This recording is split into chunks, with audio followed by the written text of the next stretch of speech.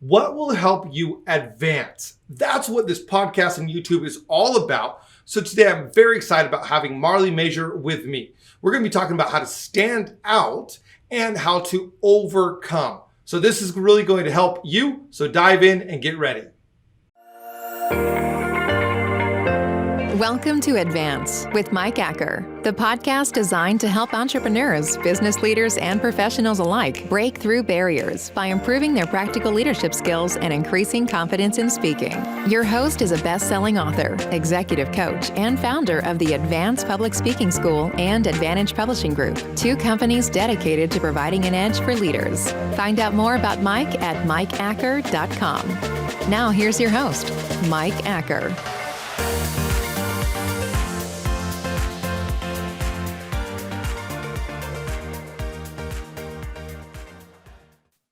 Welcome to the show, Marley. I'm glad to have you here today. I am so glad to be here today. I just got back from vacation, and so this is the first new episode that I've filmed since coming back, and I think it's just gonna be a lot of fun. You are the party goddess, and we're gonna dive into unique selling propositions, overcoming obstacles, some stories. But before we do that, talk to us a little bit about your unique goal that you set yourself when you were in business college pertaining to who you ended up marrying. Well, I have a very unique way of setting goals. I've always set goals, like I feel like since the day I was born, but before I even knew about goals, I would kind of manifest things in my head and I'd write them down and I'd cut out magazines and all this stuff. Well, I went to Georgetown, got my business degree, and had to do a class on what I knew more about than anybody else. Well, at Georgetown, that was absolutely nothing because they seemed to know everything, and I was like trying to keep my head above water. So I had just come back from cooking school in France, and I decided, okay, I'm going to do it on French cooking. And I went to develop my film because that's how old I am in those days. And I ran into my professor, and out of my mouth, never thought of it before, I said yes, and I have an interview with the chef from 1789. And my professor's like, oh my gosh. And for those of you who are familiar with DC, it's this very, very fancy restaurant in DC. And she was like, oh my God, that's my favorite restaurant. Okay, now chefs are notoriously egotistical and challenging, and you do not just be like, oh, hi, I'm going to talk to the chef.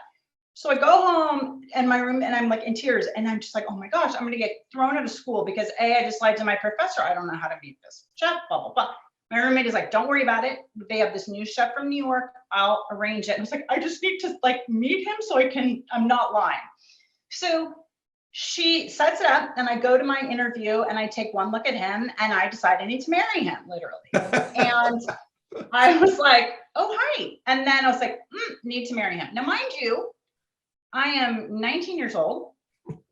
I know nothing basically about him. He is 20 years older than I am. He has just come from New York.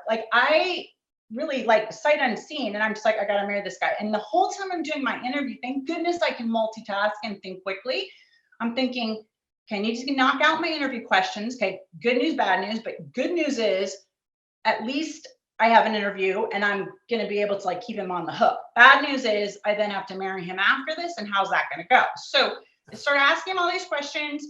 And then I'm like, okay, how am I going to marry him? How am I going to marry him? So then what kicks in, talk about unique selling proposition, because that's the ultimate unique selling proposition, right? Not only do I need to I guess try to get a job, but I need to marry somebody in 20 minutes or less. So I think, okay, so I'm trying to assess my surroundings because, everybody has an Achilles heel. And the kitchen was well stocked. I mean, they had plenty of employees that would have had a great reputation. So I'm like, how in the heck am I going to set myself apart? So I noticed that when he was interacting, because it was still cooking and everything while I was interviewing him, he could not speak Spanish very well. He could try to speak Spanish. Well, I had spoken Spanish in high school and I was taking it in college, and I was like, damn, okay. So I'm like, if I pitch myself as this amazing gringa fluent Spanish girl, which I will be by the time I need to marry him, then perhaps that's my in, number one. Number two, I noticed on the menu that they had souffles. Well, souffles are notoriously difficult to knock out consistently. And I just come back from France. Granted, I probably made 2 souffles, but I was like, whatever, I'm a souffle expert. So I'm like, okay, great. Now I am a gringa Spanish speaking souffle expert, and I'm hot, which by the way, I was not. And so I'm thinking, okay, I'm going to mold all this. So I keep asking my questions. And then he's like, okay, he's getting busy, but I can tell that he's like taking the time.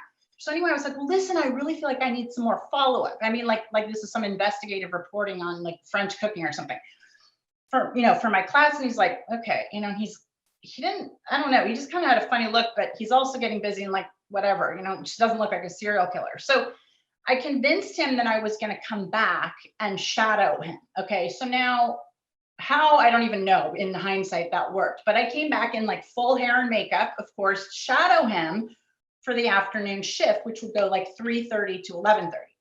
Well, he didn't work till 11:30, but for some reason I thought this was like a working day. And it was absolutely ridiculous because of course my makeup starts like melting in the heat of the thing. But guess what? I did convince him that I was close to fluent. Again, I would have been by the next week.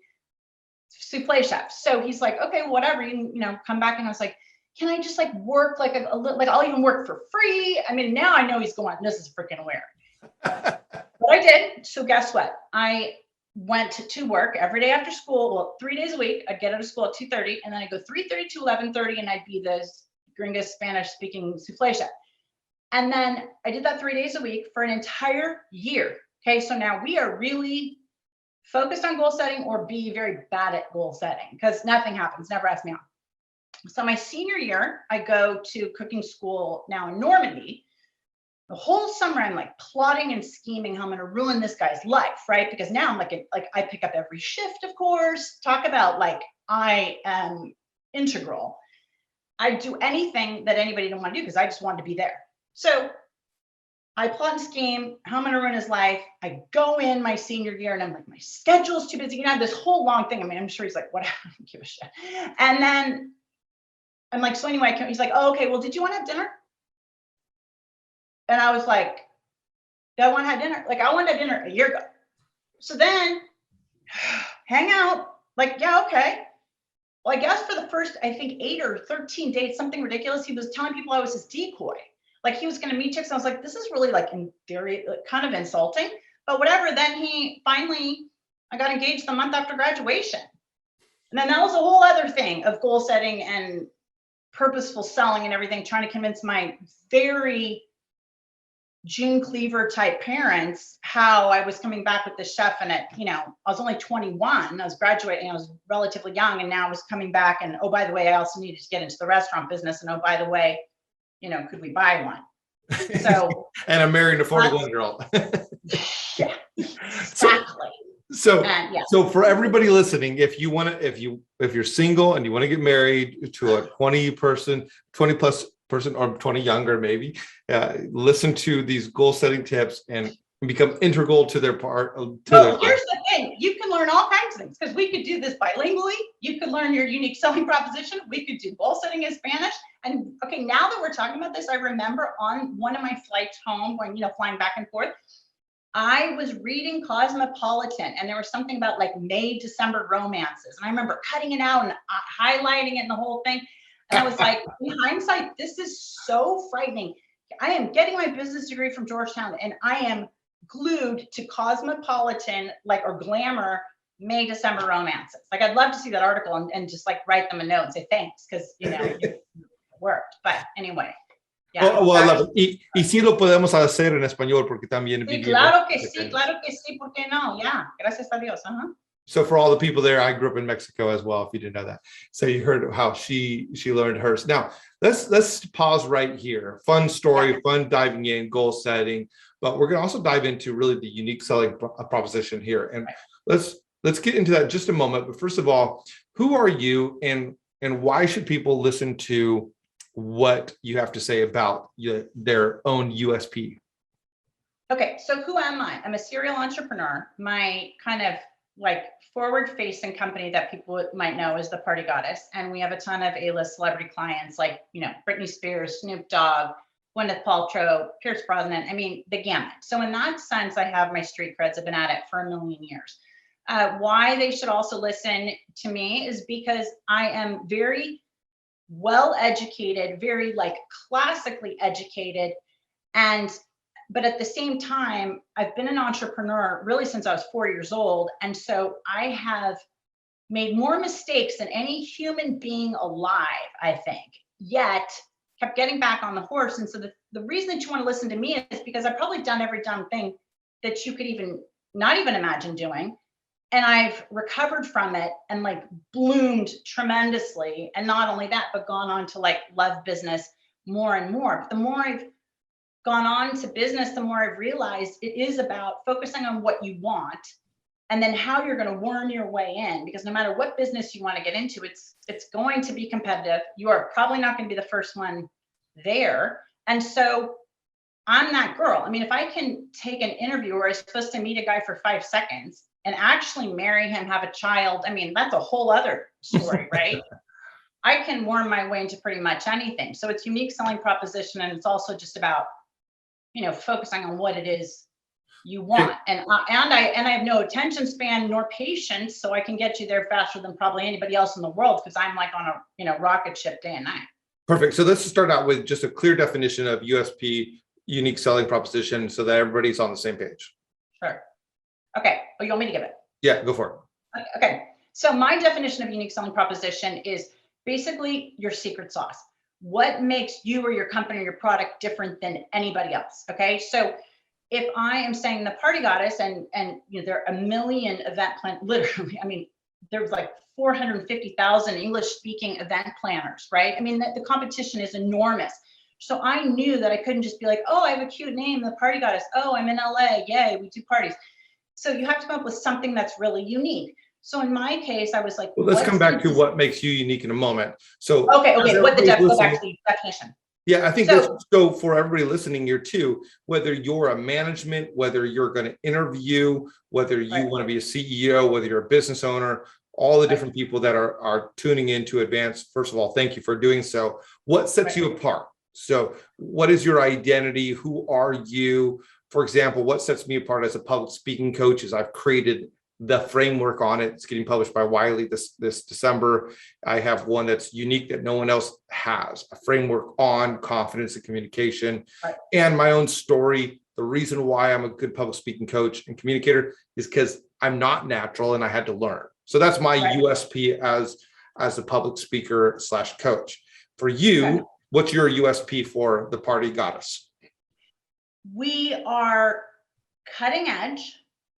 We can deliver. We're very flexible because we are not, owned by some giant conglomerate. It's me who owns it. We own all our warehouse space. We own all our props. You can come to me and say, hey, listen, here's my date and my budget.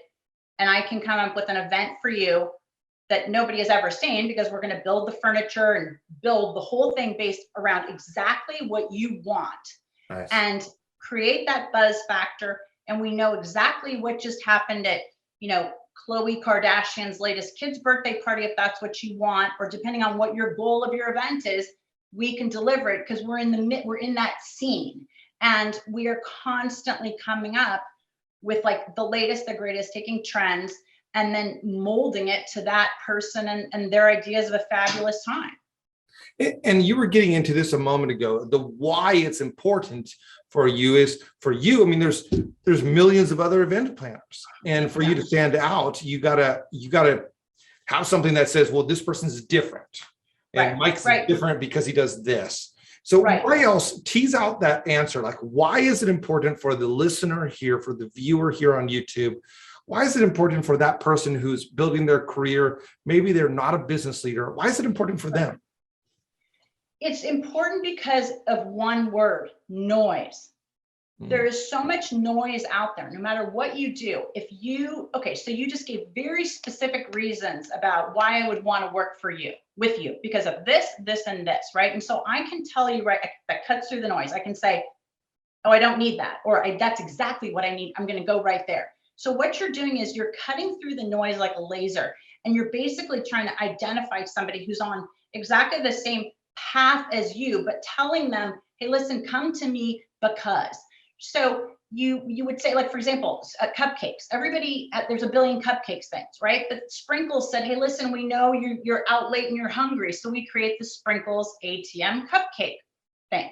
That is unique. You can hang your hat on that, right? And that's like, this is what they do. So you want it to be this beacon that anybody out there is going to resonate with your story and be like, oh, that's the girl. So for example, in my business coaching component, I'm the pricing girl. Why? Because I priced wrong forever. And I have a very specific, unique pricing method, which is all about you have got to account for your time. And nobody does that. Business schools do not, they talk about, oh, don't forget to account for the time, as if it's like the seamstress sewing the dress and put it into your cost of goods sold.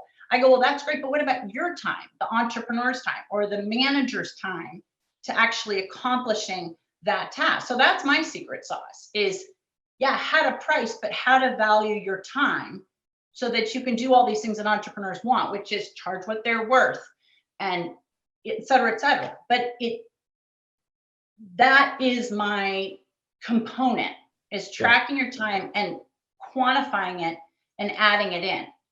Because if you don't have that, forget it. You're going to spin your wheels. I want to speak to the people here for a moment who are maybe not the entrepreneur. There's several entrepreneurs who are part of my audience and several or hundreds of thousands of business leaders and such as well. But let me just speak to you if you're in your career and you're thinking, how does USP relate to me?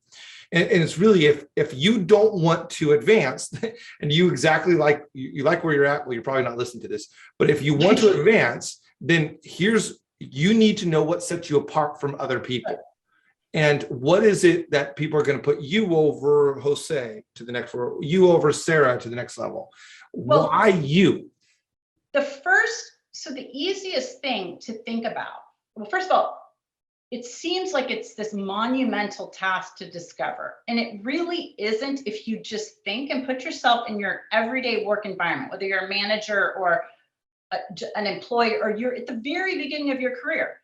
Look around, and it's like what my dad used to tell me, find a hole and fill it, okay? So I had to figure out, what did that kitchen need that nobody else had? Well, okay, Spanish speaking and souffles, that became my unique selling proposition of why I was a better fit than anybody else I could hire. But if you're just a regular employer, you're somebody that's just starting out, look around. Does the boss always like want lunch and nobody's ready to do the lunch order? Like, this is a classic thing in our office. Or what about refilling the boss's or your immediate boss's coffee? What about just being that person that anticipates 10 minutes ahead, like, hey, you know what, I'm going to give a printout of this PowerPoint that they're going to do, or I'm going to print out the plane tickets, or think ahead and think of where the person above you or a couple rows above you is struggling, right? Do they always lose their keys? And I promise you, like, this sounds so simple. It sounds like I can't believe I'm listening to a podcast about this, but that's the point. It is so simple. So find what are the most basic things right in front of you that you see your boss, or as I see a couple rows up, struggling with, so that you just show up like a fairy godmother with the pen for them to sign. I can't tell you how many times I'll go to sign something or somebody will say, hey, can you sign this? And I'm like, okay, hi, do you have a pen? Like, I'm moving quickly. The people above you are probably moving very quickly too. So anticipate the needs and be ahead of it every single time. And then ask, hey, is there anything I can get? What do you need? And just be that person, and don't complain. And don't be like, oh, well, I didn't mean, did you want a coffee? I just meant, like, did you need anything? Just be there and be that person who delivers every time, or reminds them. Did you want me to call them and tell them you're the restaurant and tell them you're going to be 15 minutes late? Oh my gosh, I would love that, right? Because then guess what? That person is going to feel comfortable with you, and they're going to feel like you're paying attention. And more and more and more, what I feel like, at least, and we've heard all these, labor shortages and customer service issues and everything. I just feel like most people are asleep at the switch. So just wake up, pay attention, and be that go-to, that indispensable person, whatever that means in your world, and you will skyrocket. I think this is great. I was thinking about this as you're talking about my beginning of my career. There were some frustrations I had with my boss because I knew everything and he didn't, right? And there was some frustrations I had, and I was meeting with a mentor, and he said, be his number one encourager. And so I started writing like notes, and I'd go to the Star and and I would see his notes in my office, like, you're my hero. I had one like that said that. I would write emails. every single time he would say something to the groups, the staff, I would send back like, here's the thing I caught from this. And what happened too was, one, my frustration diminished because I was focused on the positive. Right. And then two is he knew that I had his back. And so when he needed to go somewhere, instead of outsourcing someone to fill his job, he had me step up. And when he stepped down years ago and transitioned to a different role, do you know who he wanted to promote and who he suggested? Me, because I was top of mind. And that's what you're talking about with a lot of this. Well, and because you're the guy, right, who solved, because it's not the giant problems we need solved in the world, right? Like for me, it is the same blast of things all the time. It's all those small things that make a giant amount of difference. Like, for example, if I had an assistant, which I should put this out there, who just said, hey, listen, did you back up your computer this week? Or did you sync your phone to your computer this week, right? As like, I just heard another story of somebody whose phone died and they hadn't backed it up and gone to the store. Small things like that you're like, oh yeah, that are so important, but we all forget. And what happens? You become indispensable. And it goes back to what you said. Your boss could count on you.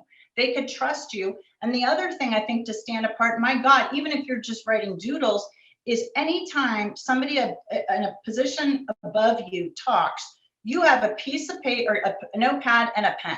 Now, why do I say not a phone? Why do I say? Because depending on the age of the boss, not that I'm that old, but I always am thinking, are they checking their phone? Are they whatever? They probably aren't, right? Yeah. But that's always in the back of my mind. But if I see you've got a handwritten thing and I'm seeing your notes and I'm seeing you're paying attention and you're engaging and you're maybe writing a question mark in the margin or follow up or whatever, that is somebody I know I can, as the boss, I can relax a little bit because I'm thinking, shoot, if I forgot that piece, I know they've got the record.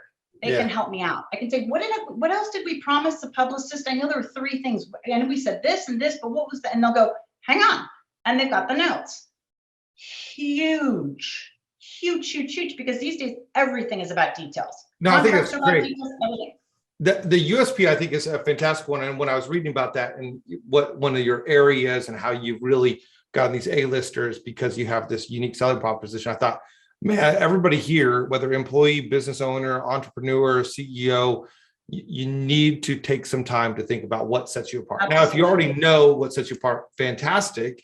Help the people that you lead find out what their USP is. Right. And another thing, like when it goes to celebrity clients or something, it seems again like, oh my gosh, you'd have to do this or you'd have to. No, what's one way I've done it is because I take such meticulous notes and I catch an off comment they make about, we're talking about menus, and I hear them say something about how their boyfriend just hates onions. And there always seems to be onions and stuff. And I'll put like hates onions, or you put certain things, everybody's got pet peeves.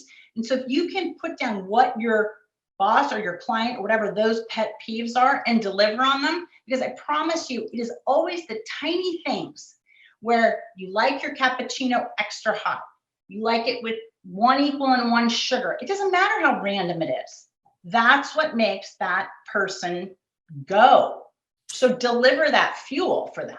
So much of what you're talking about here in the USP, very interesting that a lot of the areas, if I were to categorize a lot of your ideas on creating your USP as an employee, it's about service, about finding a way to serve the people that you are employed by. And I would say that even switching it around, because in this role, I get to have a team, and I've had large teams in the past, is what, as a boss, how do I serve the people? So maybe you're even listening to this and you're the manager, you're the boss. Right. Don't get caught up on people doing something for you. Try to think about your USP could be you serve your team well. Okay, so this is going along those lines. It's so true. Like I talk about something that I say, we build our businesses backwards, right? Where we build our businesses based on what we're good. Well, I'm good at making cupcakes, so therefore that's going to be my business. When in reality it should be, but what does the consumer need right now? Mm-hmm. And if you're the boss, also keep in mind that what might be important to you is probably not necessarily important to your employees, right? Yes. So one thing I noticed is that if like I would just any of the ladies in the office or guys too, I would do a day where I'd be like, hey, listen, I'm going to have the manicurist come in. Does anybody need like, you know, a polish and a blah, blah, blah, blah, blah. And they would line up and they'd be ecstatic. Why? Because they could take a little bit of a break at work. They never have time to like do those errand kind of things. So it's small things like that, or being able to leave, you know, even a few, if not a half day or a full day early on a holiday weekend, just a few hours early, you know, or a pop-up. Hey, listen, you guys can go at 2. Or, hey, listen, I'm going to bring lunch in because I know, or dinner or snacks or something because you've been working super late. But find out what their big stressors are and deliver those. But it's never big things. It isn't like, hey, you want a new Ford Fiesta. It's small things like, sure, go ahead, go 3 hours early, no worries. And it's not going to count as a half vacation day or something. Yeah, that's cool. I love that. Maybe just take a moment, pause this if you're watching this, or taking a moment and just say, what is my USP? What do I uniquely bring? Is it just that you see details? Are you the positive person? Are you the show up early person? Are you the spreadsheet? Are you the person who prints the notes out for your team or for your boss? Are you the bring in the extra, whatever it is person? What a fun question. Now, in the midst of all of this, you've built these businesses, you've done all of this, and you stayed positive. And you can see I'm positive at the moment. If you meet me at night, sometimes I'm not so positive. For the most part, you are correct. Positively moving forward, and even in the midst of some difficulties, because a while back you had a major accident. So talk to us about what it was like to overcome that obstacle, and how do you overcome an obstacle with positivity? Well, I've had several major life events. Like I had a major skiing accident. Ironically, 3 months ago, I had another major accident with my leg. There's obviously something in there about that. Like 5 years ago, I had 2 near-death experiences with an illness. So I'm pushing some kind of boundary. And so those are, you know, by the time you have 2 near-death experiences around the same incident, I mean, that's about as low as you can get, right? You're talking to Jesus and you're going, I'm either here or going to go to the pearly. So that's a huge wake-up call. And I used to get into this habit of like, Seems like it froze here for just a second. So sorry for this little glitch right here. Sorry for that little glitch, everybody. It just froze for just a moment on our audio. And so talk to us a little bit about that. Go back just a moment. The skiing accident, I think you were saying? So I've had several like major accidents. I had a bad skiing accident. Ironically, 3 months ago, I had another accident with my leg that funked up, you know, has put me in physical therapy for another 3 months. And then, you know, 5 years ago, I had this major catastrophic illness where I had like two completely came out of the blue, and I had 2 near-death experiences like for that incident. Well, that's a big wake-up call, right? And I used to spend a lot of time thinking like, why did this happen to me? Like, and all that negative energy. And finally, what I realized was that serves a purpose to a certain extent, so that hopefully you don't get yourself in the same position. But at the end of the day, it doesn't move the needle. And I think the one piece that has always moved the needle for me is that I have huge goals, huge. I mean, goals that will take me my lifetime to accomplish. And when you always have those as kind of your guiding force, and I do all the traditional stuff. I write them, I pull out magazine photos, I visualize them, I do my affirmations every single day. And every day I do my 5 affirmations. I think that's probably the biggest thing. And every day I do 5 things. I believe in God, so you can substitute the universe, whatever you want. But I do 5 things where I'm grateful. And when you're not in a good spot, like when you're literally like on oxygen fighting for your life, it's very hard to find 5 things that you're grateful for, because you can't even say like, oh, I'm grateful, yay, I'm still here, because you're kind of like, it'd be easier not to be here. But you get to the point where you're like, okay, I'm grateful for the green of the leaf of the tree because it's really pretty, or I'm grateful for that the sun came up, or whatever. It focuses you on anything you possibly can be grateful for. And then I have 5 things where I give to God, where I just say, listen, I am going over the same thing over and over again. Can you please deal with it? And those 3 things every single day And combined with the fact that I have my goals so specifically written out, changes everything. It gives you your compass. You can't get too far off, because if you go too far negative, then I have to say to myself, okay, so maybe it's time to change my goals. Yeah. Obviously, I don't want to be a billionaire that badly. If I'm sitting here whining and complaining about all this other garbage, that's not how a person of this caliber behaves. So either put your big girl underpants on and handle it, or change your goals. Yeah. But it sometimes is very, very small things like getting out of bed and saying your affirmations. And believe me, I've had days where that is practically all I feel like I can do. Sure. But you do that. Well, I think this is huge, something that you're maintaining the big picture. You Right. have the vision in front, and call it goals, call it vision, call it. And recently I was reading something like 177 habits of mental toughness or something like that. And it comes from a person who was going to compete at a super high level and then fizzled out. And he went back and studied all the people who really did compete at the high level that he wanted to sustain himself at. And he's looking through it. And it's very interesting. Some of the stuff you're talking about is this. And one of the things that he brings out is, if you think you want to be at this level, but you're acting at this level, either you got to change your behavior, you got to change your vision, you got to change your goal. And I love that you're bringing that out there. So in the midst of all your difficulties, it's been that vision, it's been that goal. Always. It's that has kept you through. Always. Because I'm like, I was like, girl, if you were going to give up, you would have done it a long damn time ago. So let's keep going, because now we actually we're moving forward faster. But I think so many times, whether you're working for somebody else or you're a new entrepreneur, no matter what stage in the game, you look at other people and you somehow think they didn't have those struggles. Like they think for some reason, you say, oh, it's harder for me, or they just had such a clear trajectory. They just went from 0 to $1 billion and inventing Uber. No, when you pay attention to the real stories, we've all got them.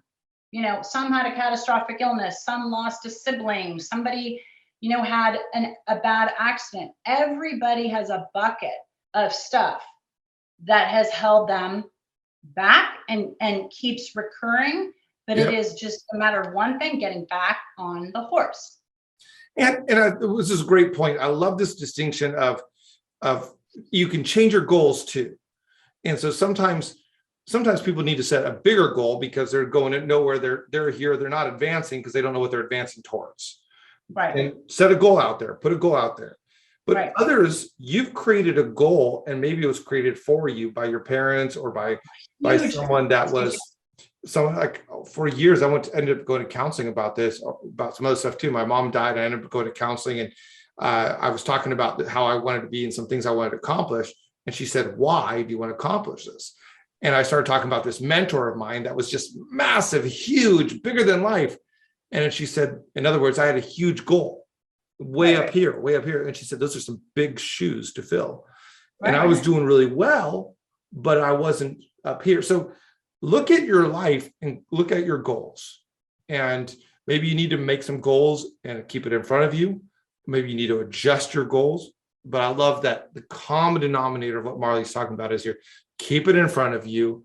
And if you tie these two in together, your unique selling proposition is going to lead to different goals, but have them. Absolutely. And the other thing is, use all the tools that you have, even if you don't necessarily believe in them, right? Like when I first started doing affirmations, quite frankly, I was like, oh, this stuff, some of this airy fairy stuff we find in California, I'm like, mamma mia. I was like, whatever, I'll just do it. It's certainly not going to hurt me, right? But use all the tools you have around you. So we know that visualization is so important. We know we recognize images versus words so much faster. So have your vision boards and your photos, whether it's of the office that you want or the position that you want, or in the old days, I used to take my face and superimpose it on Forbes cover, and I would have all these headlines of and then I would surround myself with them. Was it hokey? Probably, but I used, and then I wrote my goals. And so the point is, I was surrounded by all kinds of things that were supporting where I was trying to go. Even if I thought maybe it's hocus pocus, I still wanted to run into that stuff when I was brushing my teeth. I still wanted to see it every time I passed in the hallway, so that what I became used to was this person I was trying to turn into, that became more comfortable to me than some like whining, complaining little whatever. I wanted to be like, I am this person, some come hell or high water. I think that's fantastic. So grab your head shot, put it on top of Arnold Schwarzenegger's body or whoever it is. Absolutely. I have so many of those. So many of you on top of Arnold Schwarzenegger's body? No, not on top. Thank God that has not been my dream. I mean, I've got a lot of weird dreams. But no, I mean, and it would be, and I have different facets of my life, right? Like wrote a business book, love the whole business component, but then I'm in a very creative space. Like I would superimpose it on creative or like event planning magazine or Martha Stewart Living or something with captions. And then I'd have something totally different for Forbes. And then I'd have something totally different. So you can have it. And as funny as it sounds, I can't tell you how many times I have gone through my goal books where I used to do them with like good old glue stick. Yeah. And found clients, celebrity clients that I said I wanted. I didn't even remember cutting those people out. Wow. And there they are. And then I'm like, oh my God, I ended up doing a party for them. It's crazy. I don't know how it works. It just does. So that's the simplest thing ever. That's fantastic. This is so good. This is so good. So ultimately, we're talking about how to stand out, how to overcome. And I love what you're talking to us about. If people want more of what you're doing, where can people find you? You got some business stuff that coaching you do. You got your party goddess. Where can people find you, Marley?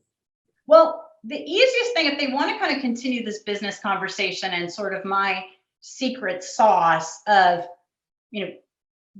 valuing your time and making the most of it, or making the most of where you're headed, is to go to mini.theprofitgoddess.com, because that's where I have this series of 4 little free videos that kind of pops you through my unique way of getting to where you want to go.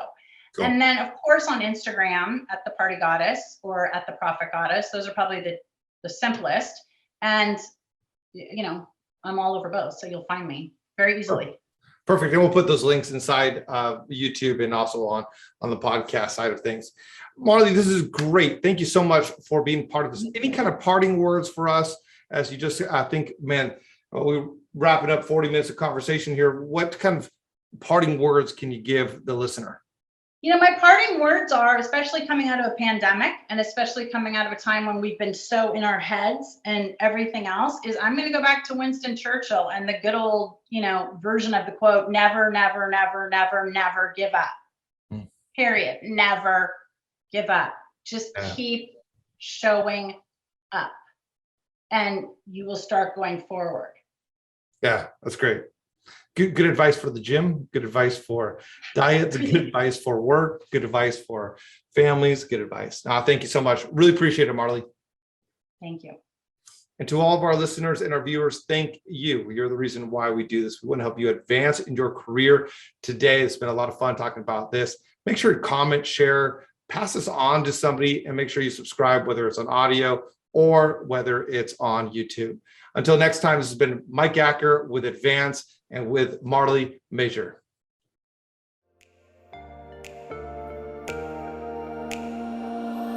Thanks for listening to Advance with Mike Acker, a podcast designed to provide an edge for leaders through improving practical leadership skills and increasing confidence in speaking. Mike is a best-selling author and business owner who has helped many leaders increase their skills and their confidence, propelling them to new heights in their personal and professional endeavors. Join an incredible group of professionals taking the steps to become better leaders at connect.stepstoadvance.com.